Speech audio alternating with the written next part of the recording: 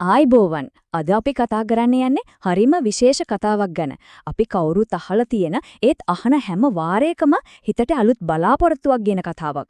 ඒ තමයි මුළු ලෝකෙම වෙනස් කරපු ඒ අසිරිමත් උපත. සිද්ධාර්ථ කුමාරයාගේ, ඒ කියන්නේ අපේ බුදුරජාණන් වහන්සේගේ උපත පිළිබඳ කතාව. හොඳයි. ඉතින් මේ ලෝකෝත්තර කතාව පටන් ගන්නෙ කොහොමද දන්නවද? හරිම පුදුම විදියට. පොඩි ප්‍රශ්නයකින්.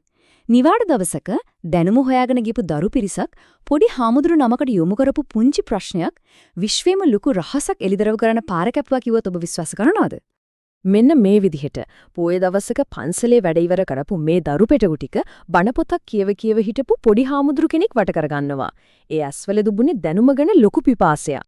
ඉතින් මේ දරුවන් අතරින් එක ළමයෙක් හරිම ගෞරවයෙන් නැගිටලා අහනවා අවසරයි අපේ පොඩි හාමුදුරනේ අපි අහලා තියෙනවා බුද්ධ කෝලාහලය කියලා දෙයක් ඒක මොකක්ද කියලා. පොඩි හාමුදුරෝ මෘදු හිනාවක් එක මෙහෙම පැහැදිලි කරනවා. බුද්ධ කෝලාහලයක් කියන්නේ පුතේ සාමාන්‍ය දෙයක් නෙවෙයි.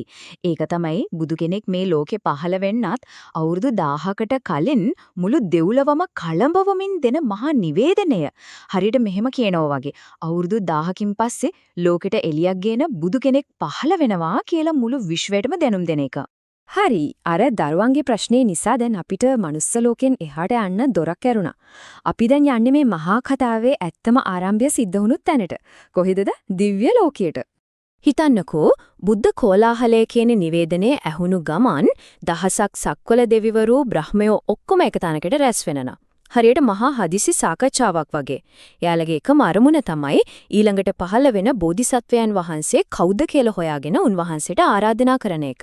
ඒ වෙනකොට උන්වහන්සේ වැඩ හිටියේ තුසිත දෙව්ලොවේ. ඉතින් සහම්පති මහා බ්‍රහ්මයා මුල් වෙලා අනිත් දෙවිවරුත් එකතු වෙලා තුසිත දෙව්ලොවට යනවා.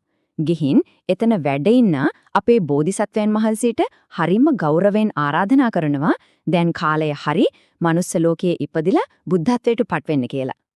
හොඳයි. දැන් දෙවිවරු ආරාධනා කළා. ඒත් බෝධිසත්වයන් වහන්සේ ඒක එකපාරටම බාරගත්තේ නෑ.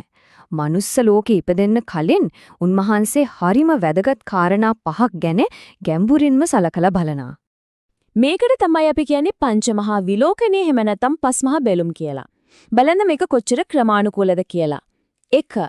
සුදුසුම කාලය මොකද්ද? 2. ඉපදෙන්න ඕන දීපය. ඒ කියන්නේ මහා දීපය මොකද්ද? 3. ඒ දීපයේ සුදුසුම දේශය. 4. ඒ දේශයේ තියෙන උතුම්ම කුලය. සහ අවසාන වශයෙන් 5 වෙනි එක ඒ හැම දෙයකම ගැලපෙන උතුම්ම මව කවුද කියන එක. ඉතින් අර කරුණු පහම හරියටම ගැලපෙනවා කියලා දැක්කට පස්සේ බෝධිසත්වයන් වහන්සේ තමන්ගේ මව විදිහට මහා මායා දේවියව තෝරගන්නවා. අන්න ඒ තීරණයත් එක්කම අනාගතය ගැන කියන පුදුමාකාර හීනයක් මහා මායා දේවිය දකිනවා. ඒක සිද්ධ වෙන්නේ ඇසල පුන් පොය දවසක. දේවිය දකින හීනේ හරිම ලස්සනයි ඒ වගේම අර්ථවත්. සුදුම සුදු ඇත්පැටියෙක් හොණ්ඩ වැලෙන් සුදු නෙළුම් මලක් අරගෙන දේවියගේ දකුණු වැලෙන් කුසට ඇතුල් වෙනවා. බලන්න සුදු ඇතා කියන්නේ ශක්තිය, සාමය වගේ දේවල්, සුදු නෙළුම කියන්නේ පිරිසුදුකම.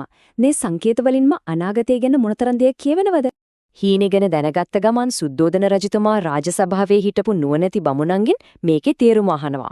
එයාලා හීනේ විග්‍රහ කරලා කියනවා රජතුමනි මේක ඊටාම සුගසිහිනයක්. ලෝකෙටම යහපතක් කරන මහා පින්වන්ත පුත්‍රෝණක් දේවියගේ කුසේ පිළිසිඳගෙන කියලා. හරි. දැන් අපි එන්නේ මේ කතාවේ උච්චතම අවස්ථාවට. මුළු ලෝකෙම බලාගෙන හිටපු මොහොතට. මාස 10ක් ගෙවිලා ගියා.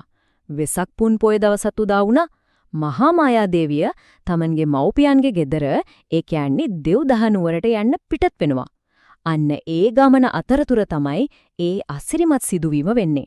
ගමන් කරන අතරමැදි ලස්සනට මල් පිපිලා තිබුණු ලුම්බිනි සලුයන දැකලා දේවියට එතන ටිකක් විවේක ගන්න හිතෙනවා. ඉතින් එහෙම ඉන්නකොට මල් පිරුණු සල්ලත්තක් අල්ල ගන්නවත් එක්කම කිසිම වේදනාවක් නැතුව පුදුම විදියට අපේ බෝසත් කුමාරයා මව් කුසින් බිහි වෙනවා. ඊටත් වඩා ආශ්චර්ය තමයි බිමට පය තියපු ගමන් පොළවෙන් නෙළුම් මල් 7ක් මතුවෙලා ඒ මතින් කුමාරයා පියවර 7ක් ඉස්සරහට යන එක. අන්න ඒ පියවර 7 තිබ්බට පස්සේ ඒ ලදරු කුමාරයා තමන්ගේ දකුණු අතේ දබර ඇඟිල්ල ආසර දික් කරලා මුළු ලෝකෙටම ඇහෙන්න මහ ප්‍රකාශයක් කරනවා. මේකට තමයි සීහනාදේ කියන්නේ. අග්ගෝහමස්මි ලෝකස්ස. ඒ කියන්නේ මම මේ ලෝකෙට අග්‍ර කෙනා, මම මේ ලෝකෙට ජේෂ්ඨ කෙනා, මම මේ ලෝකෙට ශ්‍රේෂ්ඨම කෙනා. මේ මගේ අන්තිම ඉපදීමයි. මීට පස්සේ ආයේ ඉපදීමක් නැහැ. හිතන්න අලුත උපන් ලදරුවෙක්ගේ මුවින් පිට වුණු ඒ වචනවල බලය. මේ උපතත් එක්ක තවත් ආශ්චර්යයන් ගොඩක් සිද්ධ වුණා. සතරවරම් දෙවිවරු අහසේ ඉඳන් සාදුකාර දුන්නා.